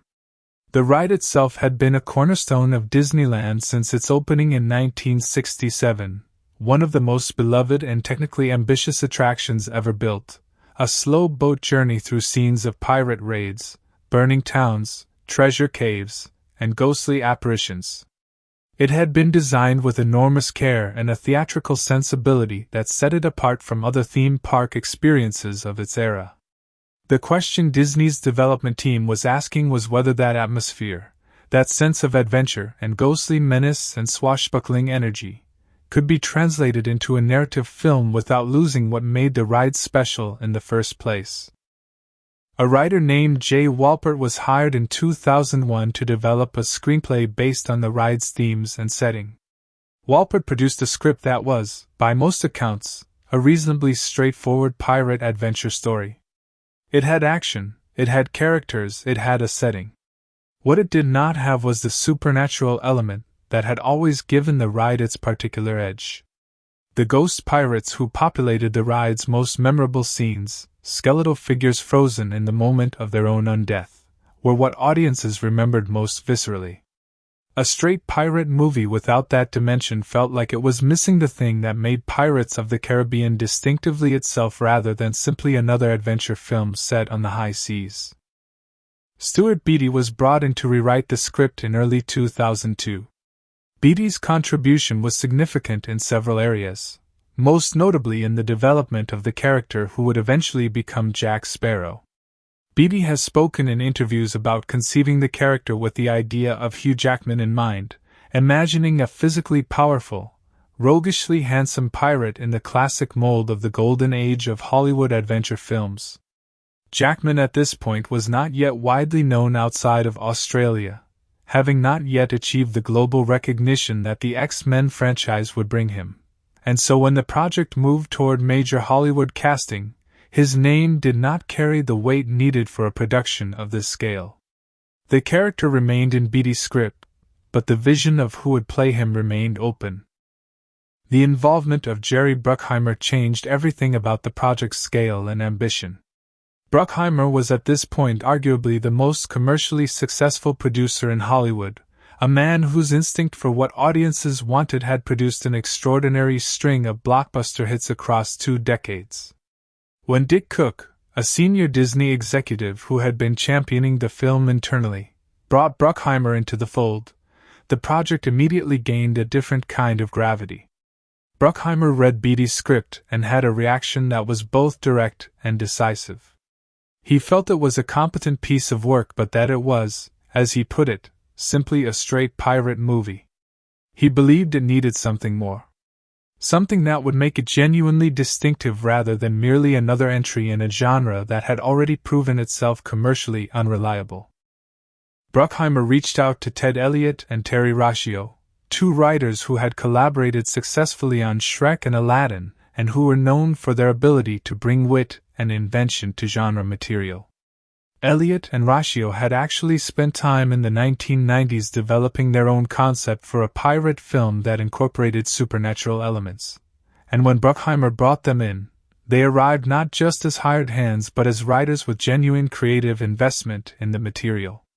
Their key contribution, the addition of the Aztec gold curse that transforms Barbassa's crew into the undead, was the element that finally gave the project its identity. The curse connected the film's narrative directly to the ghostly imagery of the original ride and gave the story a mythological dimension that elevated it above the level of a simple adventure yarn. It also, crucially, created the central dramatic engine of the entire plot, a mechanism around which every character's motivations and every scene's stakes could be organized. Gore Verbinski came aboard as director in May of 2002. Verbinski was at this point best known for directing The Ring, the American remake of the Japanese horror film that had been a significant hit, and before that Mouse Hunt and The Mexican. He was not the obvious choice for a large-scale Disney adventure film, but his enthusiasm for the material was genuine and his vision for what the film could be was specific and ambitious. He spoke publicly and privately about the Pirates of the Caribbean ride as a childhood memory of genuine emotional power, describing the particular quality of its atmosphere as simultaneously funny and frightening, whimsical and genuinely unsettling. He wanted the film to capture that same tonal balance, to be a movie that could make you laugh and also make you feel the cold breath of something genuinely uncanny. The budget battle. The budget for Pirates of the Caribbean, The Curse of the Black Pearl, was approximately $140 million. In the context of 2002 and 2003, This was a very large investment for any film, let alone one that was based on a theme park ride in a genre that had been commercially toxic for the better part of a decade. Disney's senior leadership was deeply nervous about the commitment. The box office catastrophe of Cutthroat Island in 1995 had not been forgotten by anyone in the industry. That film had been made for a reported $98 million and had earned less than $11 million at the domestic box office, a failure so complete that it had effectively bankrupted the production company behind it, Carolco Pictures, and had poisoned studio interest in pirate films for years. The lesson Hollywood had drawn from Cutthroat Island was straightforward and severe. Nobody wanted to see pirate movies. The genre was dead. When Bruckheimer made the argument to Disney's then-chief Michael Eisner that the film needed to compete with productions like The Lord of the Rings and The Matrix in terms of scale and visual ambition, he was essentially asking for a budget comparable to those films. Eisner pushed back hard. He pointed to the recent failure of The Country Bears, a Disney film based on another theme park attraction that had performed very poorly at the box office, as evidence that ride-based films were not bankable. Eisner had serious reservations about whether Pirates of the Caribbean should be a theatrical release at all. There were internal discussions about whether the film might be better suited to a direct-to-video release, which would limit the financial exposure if it performed badly. The names Christopher Walken and Cary Elwes were mentioned in connection with this version of the project, a direct-to-video production with a more modest casting ambition.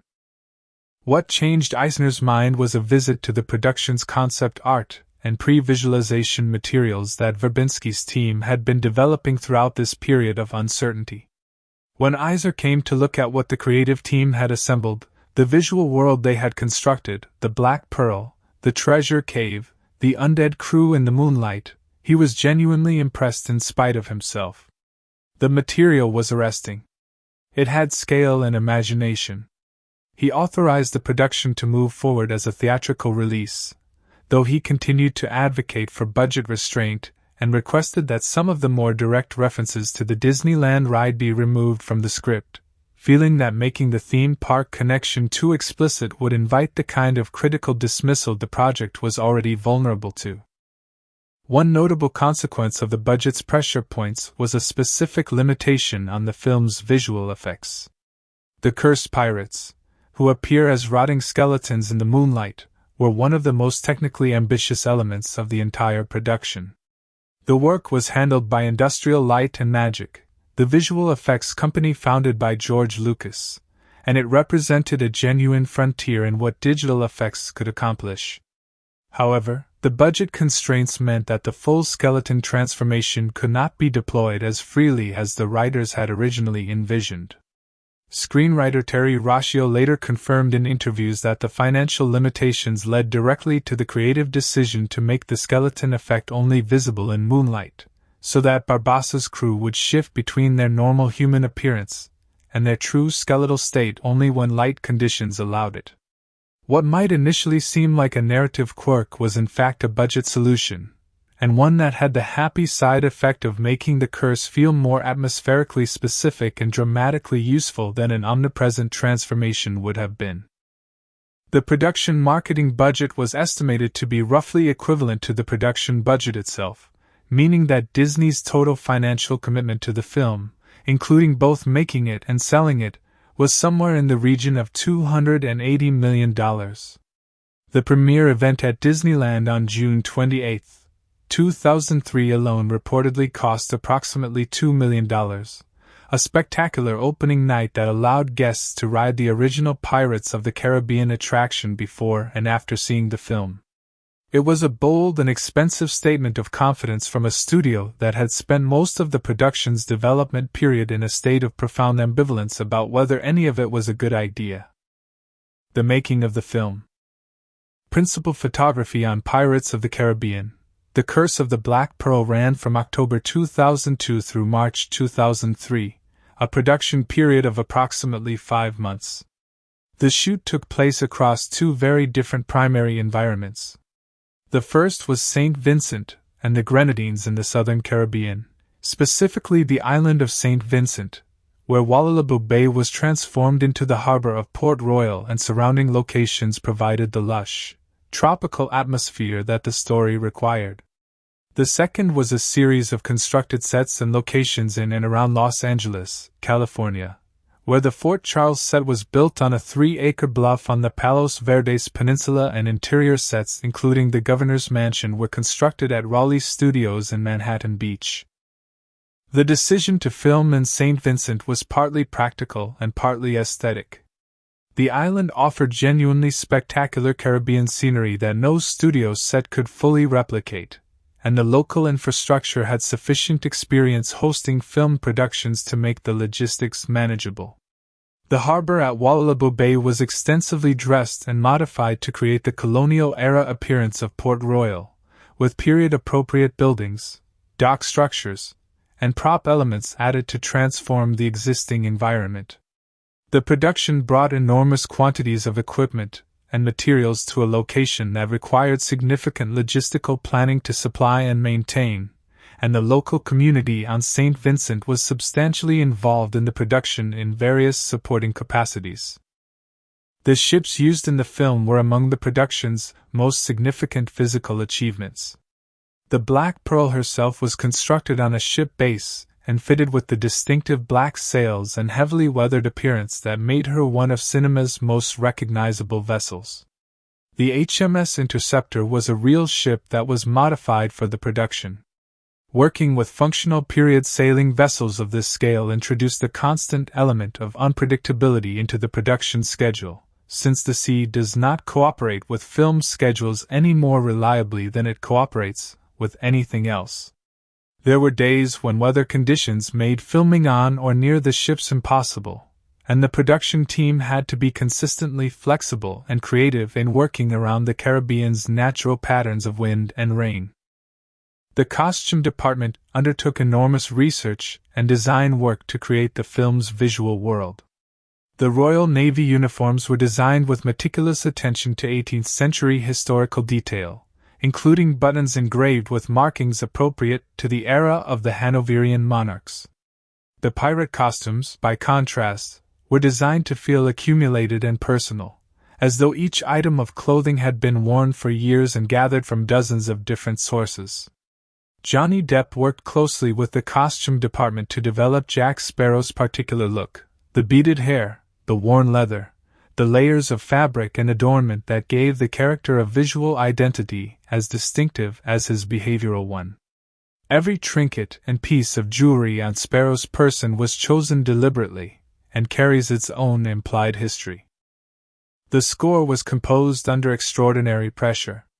The original plan had been to hire Alan Silvestri, who had a pre-existing professional relationship with Verbinski, but producer Jerry Bruckheimer ultimately redirected the music assignment to Hans Zimmer's company, Remote Control Productions.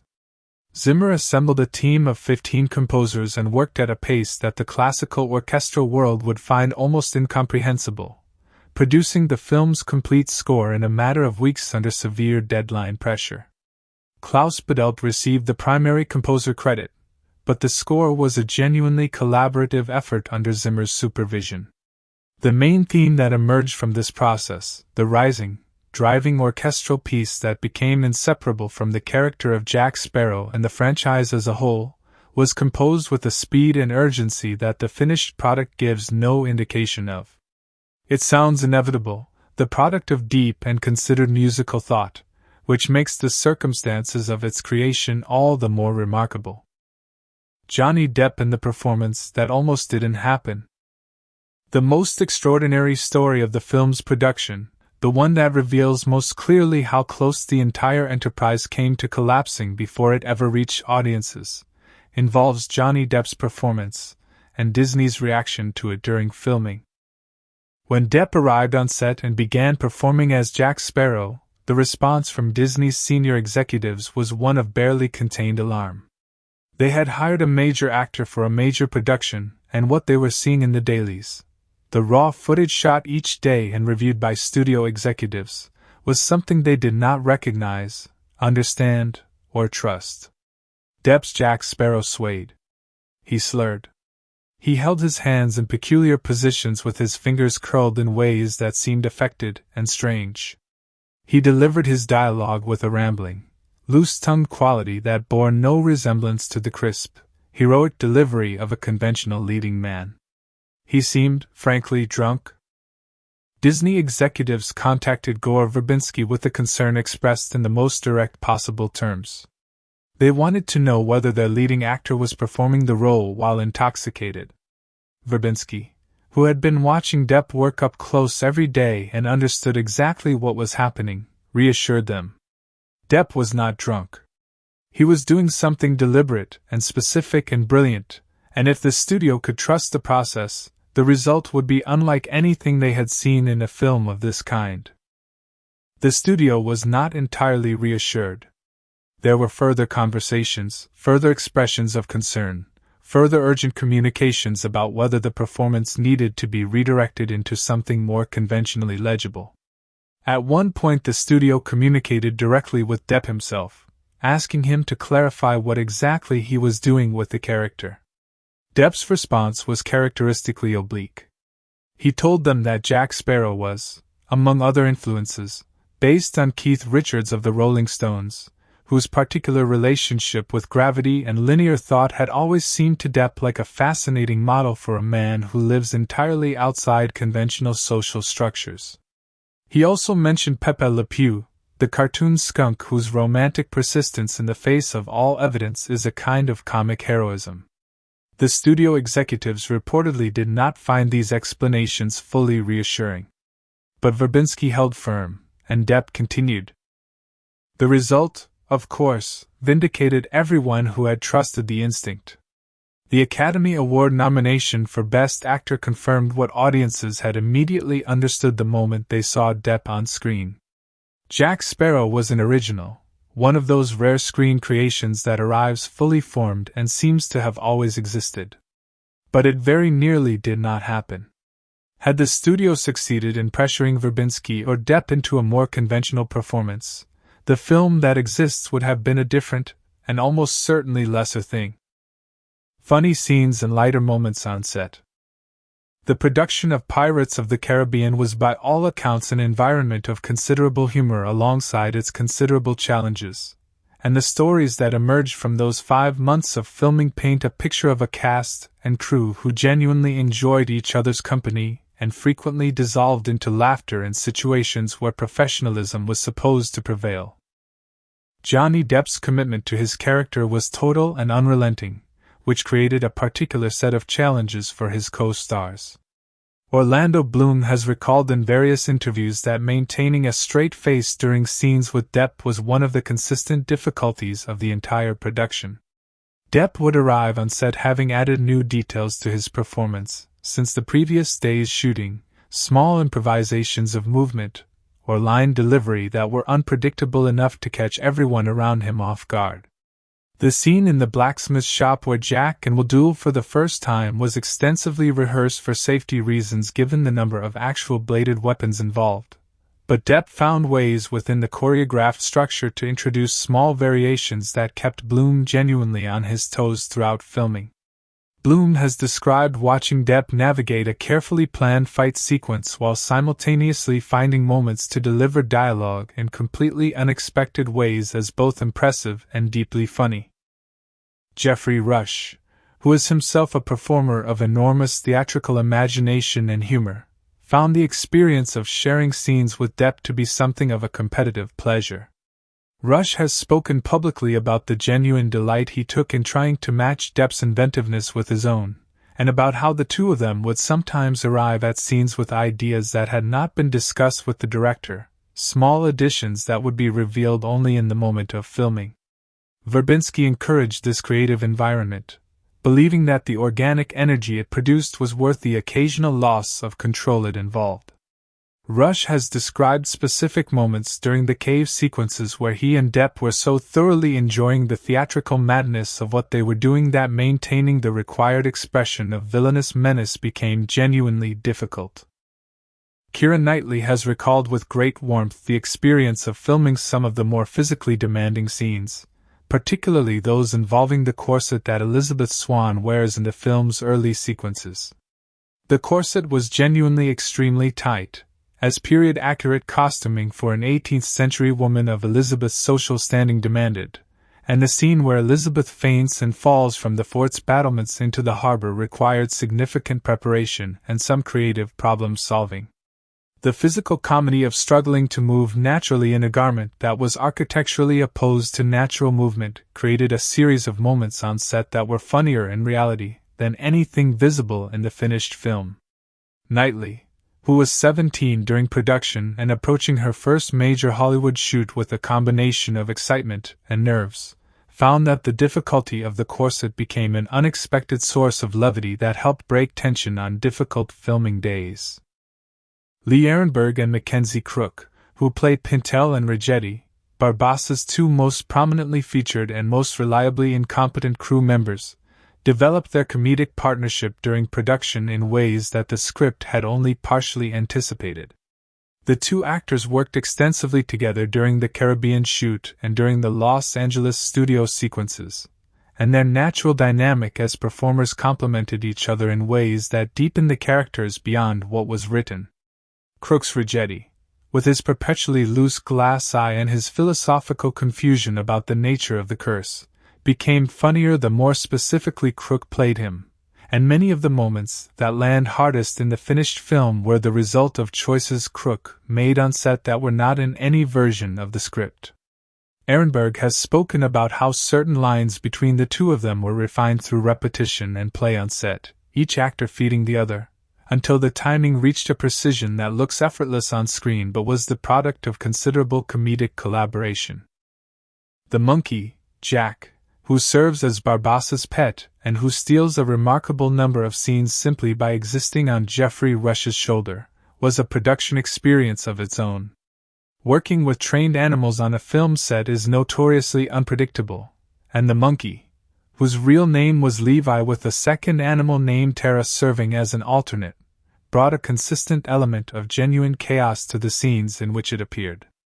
Rush has recalled with great amusement that the monkey's loyalty to the performance was not always total, and that there were takes during which Levi would choose to engage with something in the environment that had nothing to do with the scene being filmed, requiring patient resets and considerable goodwill from everyone involved.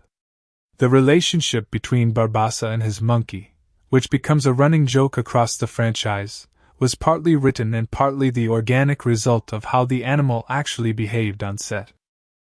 The scene where Jack Sparrow and Elizabeth Swann are marooned together on the tiny sandbar and proceed to consume the entire supply of hidden rum was a production highlight by multiple accounts. Depp and Knightley shot the scene over the course of a day in conditions that were genuinely extremely hot, the Caribbean sun providing no mercy, and the sequence required them to be convincingly drunk, extremely comfortable with each other, and physically expressive in ways that the formality of their characters' earlier interactions had not required. Depp's approach to the drunk scenes was, predictably, completely his own, and Knightley has described watching him navigate the physical comedy of a man of Jack Sparrow's particular relationship with sobriety attempting to dance and sing on a strip of sand barely wide enough to stand on as one of the more memorably surreal filming days of her young career. The ship battle sequences, which were filmed using a combination of the actual ships at sea and extensive studio work with motion-controlled cameras and eventually visual effects enhancement, required the cast to perform physically demanding stunt work on moving surfaces in conditions that were both exhilarating and occasionally alarming. Orlando Bloom, who had spent months in New Zealand performing physically demanding work for the Lord of the Rings trilogy, was well accustomed to the rhythms of large-scale action production, but the specific challenge of performing sword fights on the deck of a ship that was actually moving on the actual ocean introduced variables that no amount of rehearsal could fully prepare you for. Bloom has recalled certain takes during the ship battle sequences where the motion of the vessel beneath them sent an unplanned stunt in a direction that was not what anyone had intended, producing reactions of genuine surprise from actors and crew alike that were sometimes more useful to the finished scene than the planned version would have been. Gore Verbinski himself was known on set for a directorial style that combined meticulous preparation with genuine openness to the unexpected. He had a clear and detailed visual plan for every sequence but was willing and indeed eager to deviate from that plan when something better presented itself in the moment of filming. This combination of preparation and flexibility created an environment where creative risk-taking was not just permitted but actively encouraged, and the humor and inventiveness that the cast brought to their performances was a direct reflection of the trust Verbinski extended to them. He has spoken in interviews about the challenge and the pleasure of working with performers like Depp and Rush, who were operating at such a high level of creative engagement that the director's job became partly one of getting out of their way and letting what they had to offer reach the screen.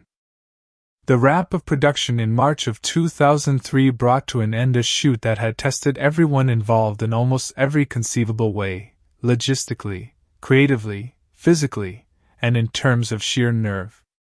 The film that existed in the camera at the end of those 5 months was something that only a small number of people had seen enough of to believe in with any confidence. The editing, the visual effects completion, the music, all of it still remained to be done. But the performances were there. The story was there. And somewhere in all those hours of footage was the film that would open on July 9, 2003, and change the course of Hollywood blockbuster cinema in ways that nobody, not even its most enthusiastic advocates, had fully anticipated. Pirates of the Caribbean, The Curse of the Black Pearl, Cultural and Historical Analysis. The Real Age of Piracy and How Hollywood Remembers It. To fully understand what Pirates of the Caribbean, The Curse of the Black Pearl means as a cultural artifact, it is necessary to first understand the historical world it draws from, how accurately it represents that world, where it deliberately departs from history, and why those departures tell us as much about modern popular culture as the history itself does. The film is set, according to its own screenwriters, in a loose period somewhere between 1720 and 1750, a range that places it squarely in what historians refer to as the Golden Age of piracy. This era, broadly spanning from the 1650s through the 1730s, represents the period during which maritime piracy in the Caribbean and along the Atlantic trade routes reached its greatest scale, its greatest organizational sophistication, and its most lasting cultural impact on the Western imagination. The Golden Age of piracy was not, of course, the swashbuckling romantic adventure that films like The Curse of the Black Pearl presented as being.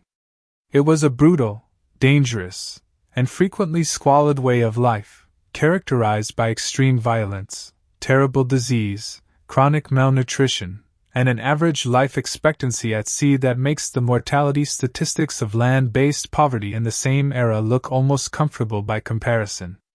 The ships were cramped, filthy, and structurally vulnerable to the storms and swells of the Caribbean.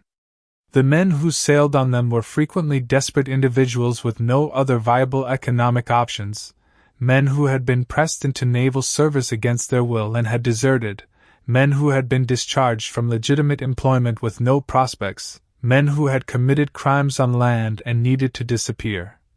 Men who had simply been born into circumstances that left piracy as the most available means of survival.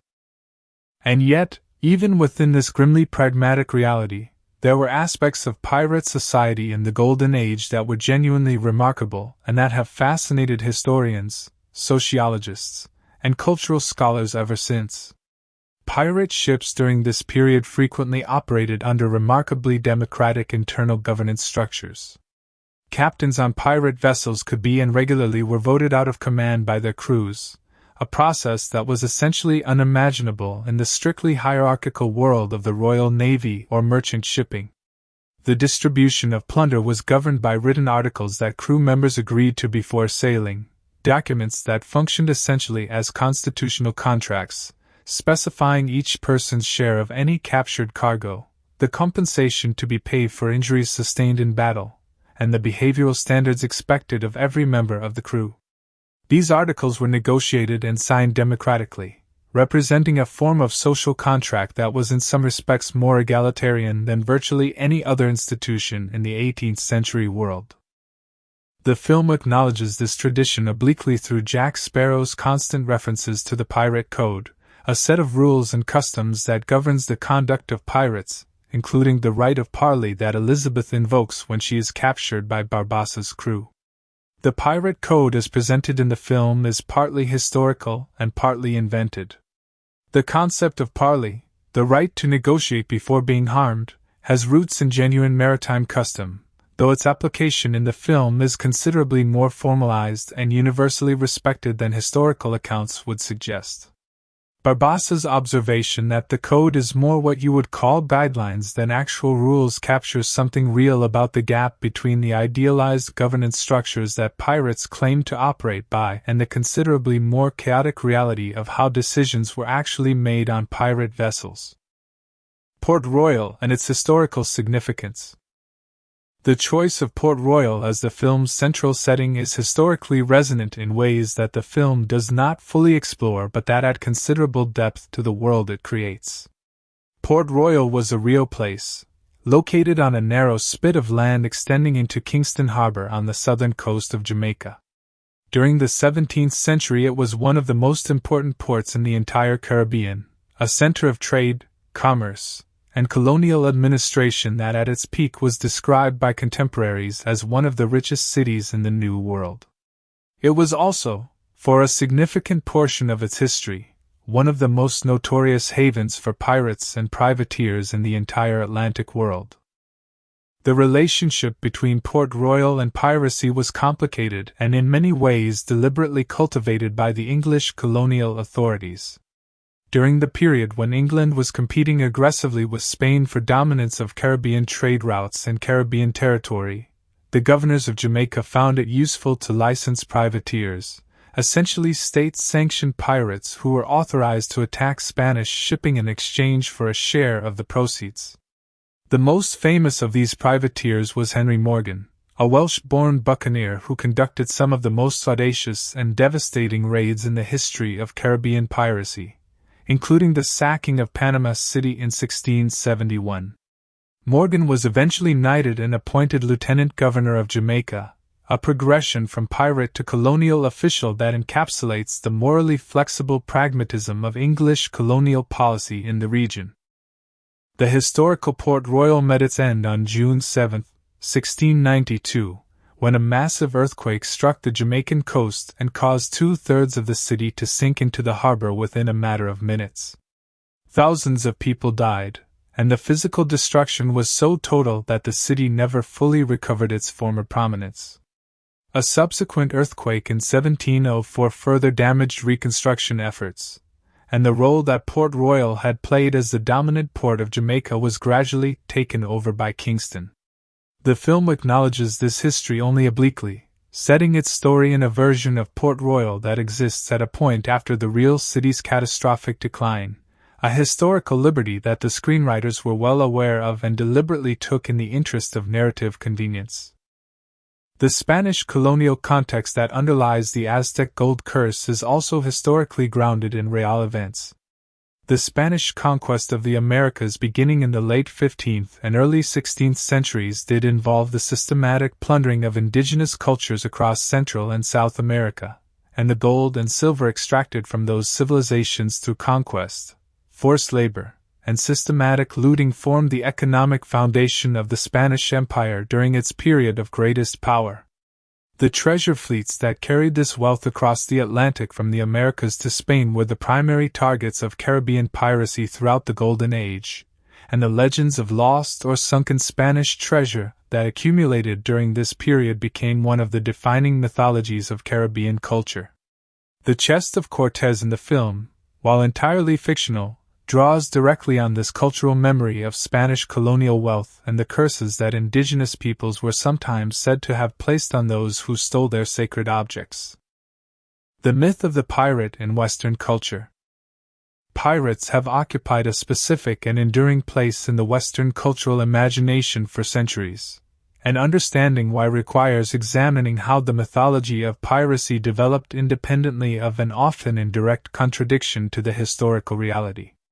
The romantic pirate of popular culture, the dashing, freedom-loving outlaw who sails the open seas according to his own code and answers to no authority but his own conscience, is a figure that owes far more to literature, theater, and film than it does to any careful examination of what actual pirates were like, or how they lived and died. The literary origins of the romantic pirate myth can be traced most directly to the early 18th century itself, which is to say that the romanticization of piracy began almost simultaneously with the actual historical phenomenon it was romanticizing. Daniel Defoe's account of the Pirates of the Caribbean, published in 1724 under the title A General History of the Robberies and Murders of the Most Notorious Pirates, was enormously influential in shaping how educated European audiences understood and imagined pirate life. Audience for its gentle intelligence.